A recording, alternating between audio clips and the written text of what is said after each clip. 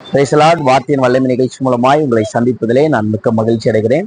ஆண்டவர் கொடுக்கிற இந்த காலை வார்த்தை ஆதியாகமம் 12வது அதிகாரம் 2வது வசனம் என்ன சொல்லப்பட்டிருக்கிறது?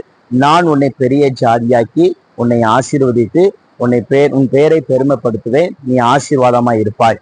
எனக்குரிய அன்பான சகோதர சகோதரிகளே, ஆண்டவர் கொடுக்கிற இந்த காலை வார்த்தை என்ன ஆண்டவர் சொல்றாரு என்று சொன்னால், உங்களை பெரிய ஜாதியாக்கி உங்களை ஆசீர்வதிக்கிற தேவன். ஆண்டவர் இந்த உலகத்திலே உங்களை ஆசீர்வதிக்க தான் அவர் விருப்பப்படுகிறார். உங்களுடைய பெயரை பெருமைப்படுத்துகிற தேவன். ஆகவே இந்த உலகத்துல உங்களுடைய பெயர்கள் இதுவரைக்கும் பெருமைப்படுத்தாமல் அநேக காரியங்கள் இருக்கலாம். ஆனால் இந்த சூழ்நிலை கூட ஆண்டவர் உங்களை வேதத்தின் பிரகாரமாக என்ன சொல்லுகிறார் என்று சொன்னால், உங்கள் பெயரை பெருமைப்படுத்துகிற தேவன். ஆகையால் உங்களை ஆசீர்வதிக்கிற தேவன் இயேசு ஒருவர் மாத்திரமே. ஆகவே இந்த காலை வேளையிலே ஆண்டவர் உங்களோடு பேசுகிறார். இந்த நாட்களிலே உங்கள் பேரை கர்த்தர் பெருமைப்படுத்துவார், உங்களை ஆசீர்வதிப்பார், உங்களை உயர்த்துவார். உங்களுக்காக ஜெபிக்கட்டுமா?